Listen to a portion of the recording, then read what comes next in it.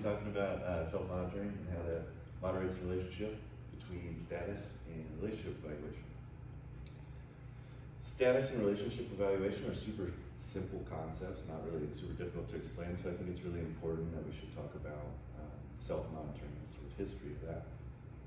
Self-monitoring behavior was introduced in 1974 by Dr. Mark Snyder.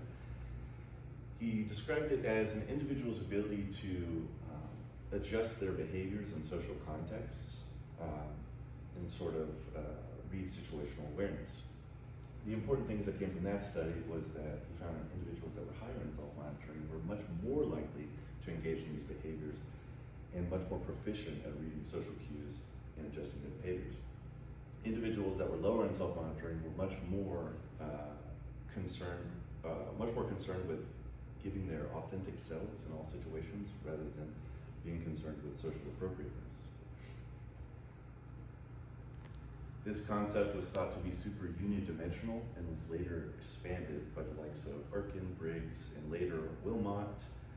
They thought that a multi-dimensional approach to this would be more sufficient because they found that the factors sort of aligned better with achievement motivation rather than just self-presentational behavior. So they broke the scale up into two subscales that were for acquisitive self-monitoring and protective self-monitoring.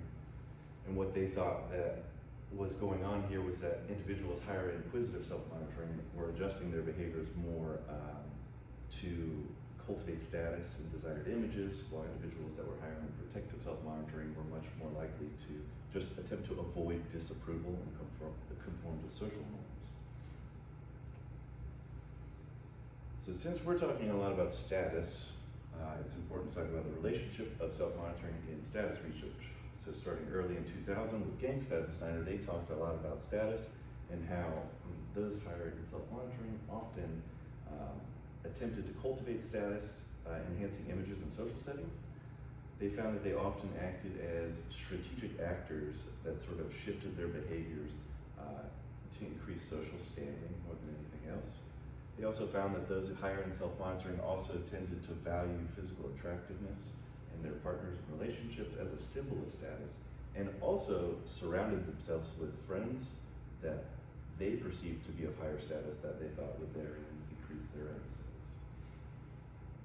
And continuing the theme here, low self-monitors also just tended to value authenticity in relationships over anything like status-seeking behaviors.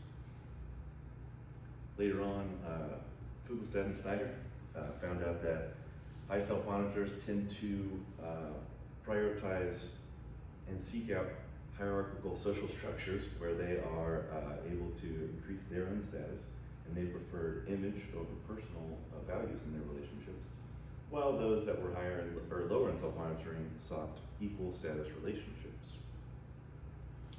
We get into what is the precursor for the current study. Fuglestad and Levert, 2021, looked at partner status and balance of power as it's related to self-monitoring behaviors.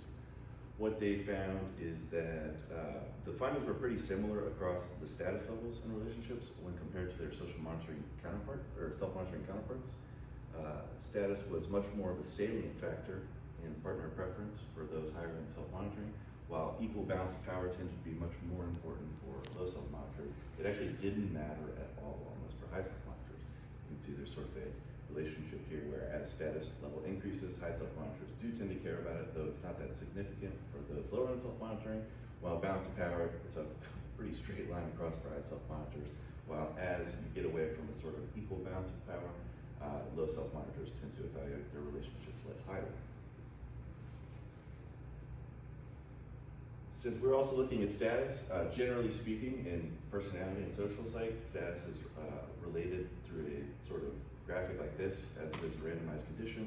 Oftentimes, educational and occupational status is often referred to being higher or lower on the ladder, just as a sort of simple explanation that makes it easier for individuals to sort of grasp onto. So, we thought that high self-monitoring, low self-monitoring was not specific enough, and that in the status to relationship evaluation condition, you would also see mediation via what we call the high self-monitoring and low self-monitoring mediators. So this is sort of a factor analysis of the main points, what comes from the scale for self-monitoring. So those higher in self-monitoring, much more likely for increasing the status, the desire to get what I want, and cultivating the desired image, while those lower on self-monitoring are much more concerned with ability to act on my values, the ability to be myself, and the ability to cultivate trust and intimacy. We did most of these things through Andrew Hayes' process, so a lot of moderation and mediation. The initial moderation of this relationship looks at just self-monitoring as it moderates the relationship between status and evaluation. What we find here is that as you increase in self-monitoring, high status is important. This pretty much reflects the research, the previous research we found. At low levels of self-monitoring, status does not seem to matter that much. What's often not shown in the research a lot is the difference between acquisitive and protective self-monitoring in this relationship as well. It's not usually differentiated here. We find that protective self-monitoring does not moderate the relationship at all. It doesn't seem to be that important. In the initial research, protective and acquisitive self-monitoring do have correlation with the entire scale itself, though acquisitive does have a significantly stronger correlation, while protective self-monitoring has a very moderate correlation. So I think that's also reflected in these moderations, where we have acquisitive being a much higher relationship for moderation. Low levels of acquisitive self-monitoring don't seem to matter at all, though as it gets higher, status does seem to matter just as much as the self-monitoring scale would itself. So we looked at, so since we're doing mediation, we also wanted to look at moderation of the initial pathway of that mediation, that A pathway between status and high self-monitoring mediators. So we used self-monitoring as a moderator of that relationship. And what we found in the high self-monitoring mediators was pretty similar to what we thought we were going to find, which was that those tend to matter a lot when considering status. The relationship is high at both levels for just those mediators, whether you're low in self-monitoring or high in self-monitoring. But at high levels of self-monitoring, it's a very significant moderation. When it comes to low self-monitoring mediators, that same status relationship status, low self-monitoring mediators moderated through the self-monitoring scale, there's pretty much no difference in high self-monitoring. It doesn't really seem to matter that much for those mediators. The cultivating status and stuff is more important to those than the sort of act on my values. What we do find that's kind of interesting though is that lower levels of self-monitoring, there does seem to be a negative effect of status, so saying that status does negatively affect partner relationship evaluation at low levels of self-monitoring, which we didn't actually expect to find. So standard mediation for this, we find that there is, pretty consistently, we find that there's a direct effect of status on relationship evaluation, which is a significant effect, and it does maintain its way through all of the models that we did. When looking at just the standard mediation here, we find that there is a significant indirect effect going through high self-monitoring mediators, while there is no significant indirect effect going from status through low self-monitoring mediators. We do notice that there is a effect of the B pathway between low self-monitoring mediators and relationship evaluation that is significant, but that does not affect the path of status to relationship evaluation.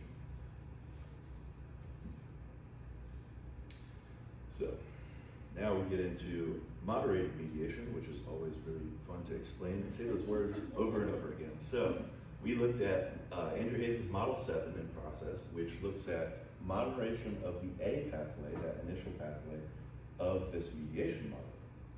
So we thought that since high self-monitoring mediators did have a significant effect on this entire relationship, that the scale of self-monitoring would also have a moderating effect on that pathway.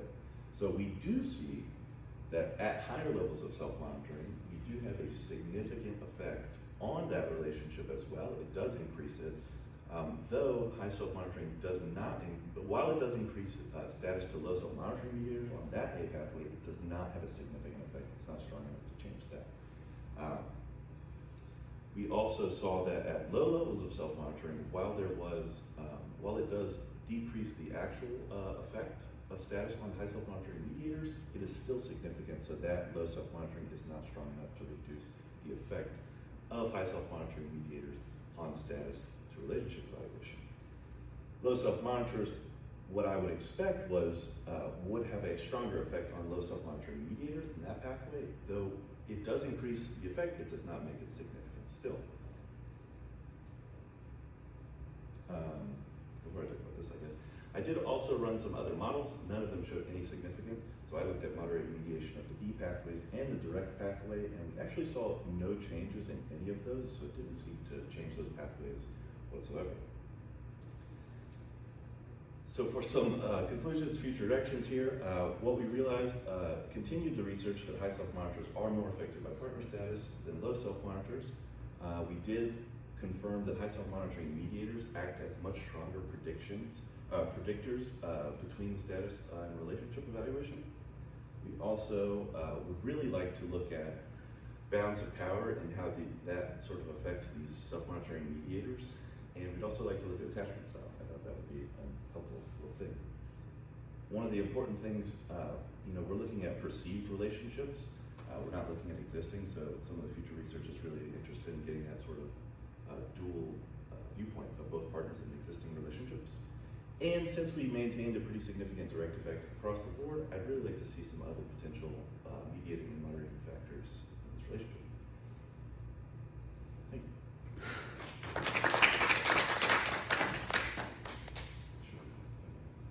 I'm actually confused about who were you testing, and this was Oh all. my gosh, I totally forgot that. Oh my gosh. It's already an extra time. So we recruited students over a really long period of time. It was a 2-year period where it was just summer participation research. We had 855 participants, so a pretty strong sample size. We ended up having to run a manipulation check because it's all online to check for attention and drop that sample size down to 762. And so they're just reading about theoretical relationships. Yes, ma'am. They're looking at just perceived potential partners and relationships. Out of curiosity, Sure. how many in your sample, percentage-wise, if you can remember, were high and low self-monitors? Ooh, that's a tough question. I'm trying to think. I believe that, statistically speaking, the middle ground seems to be there right around the standard mean.